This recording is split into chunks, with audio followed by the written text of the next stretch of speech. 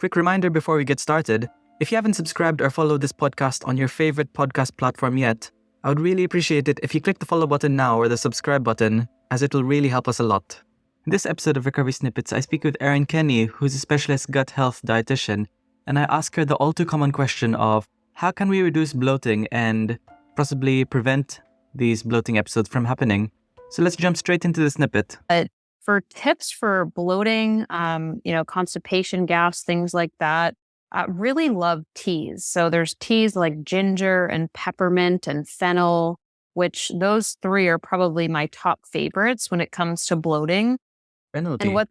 Never heard of that. Fennel. Yep. So fennel, you could also chew the fennel seed. It's really good for just kind of breaking up some of the gas and reducing inflammation in the digestive tract.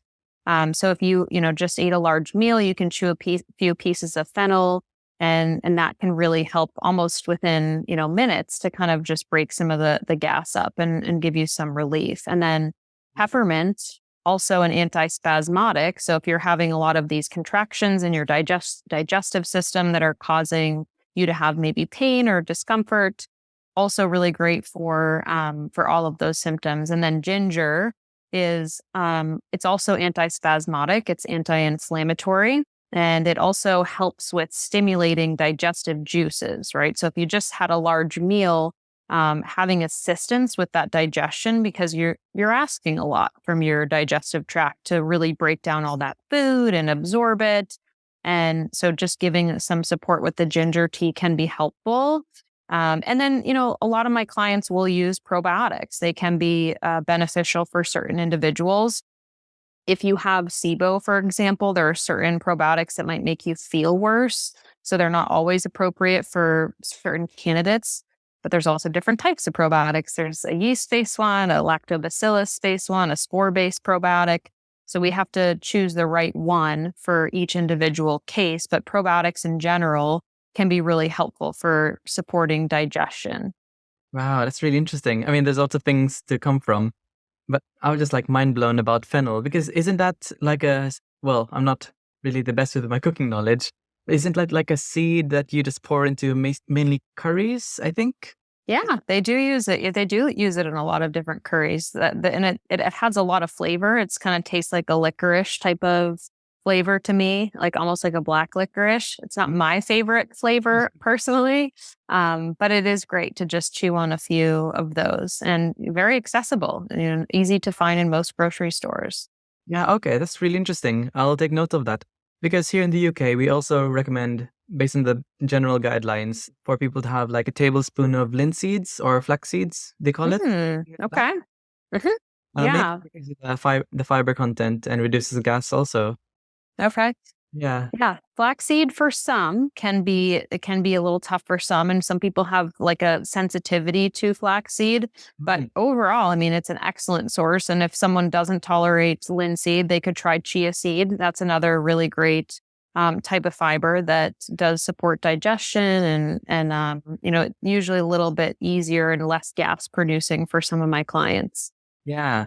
And going to the peppermint teas and the ginger, how much is enough to reduce the bloat? Do you have to drink like 5 peppermint teas or let it brew? No. Yeah, so you want to make sure to brew it at the proper temperature. Too high, you can, kind of destroy some of the benefits. But overall, I mean, doing just even a single cup, like an 8-ounce cup or 6-ounce cup of warm tea is plenty. You don't have to drink large volumes. And in fact, drinking lots of water, especially after eating a large meal, can actually make your digestive process less efficient. So the ideal way to, if you did just have a large meal and you're having a lot of bloating, then doing the smaller cup, a more concentrated serving of the tea is going to be your best option, so that you're not drinking a ton of water, which is, of course, putting in a lot more volume into the digestive tract. A little break before we continue with the podcast. What if I told you that you could end binge eating once and for all, and still keep all the binge foods you love, but without losing control over them? Yep, it is possible. You don't need any willpower, no more jumping from diet to diet, and no more meal replacement shakes. You'll also improve your bloating, heartburn, and low energy levels. It's all possible with my self-paced online course called the Binge Freedom Blueprint. It's everything I wish I knew when I struggled with binge eating, all packaged into one platform to help you live the life you truly deserve. The whole goal is to help you put an end to Googling binge eating help once and for all, and to focus fully on the things we really care about in life, such as friends, family, and relationships. So click the link in the description of this podcast now to learn more about the Binge Freedom Blueprint. And with that, let's get back straight to the episode. Yeah, that's really interesting. And most people who are struggling with binge eating, sometimes they anticipate a binge, they feel the urge, and then they're like, oh well, might as well binge now. There's no gap in between. Is there, would you recommend digestive enzymes? Mm-hmm. Yeah, Or- digestive enzymes can be great. I have a lot of clients use those for many different reasons. But yes, anytime large portions of food are consumed, it would be good to assist your body in supplementing with some of those. Yeah, that's really interesting. And for people who are listening at the moment, this is not an excuse to be like, time to have a binge and time to reduce these symptoms, like intentionally. Just take a digestive supplement, have some peppermint tea. It's more about trying to reduce the impact symptoms of binge eating. It's not a cure-all. If people are, Sure.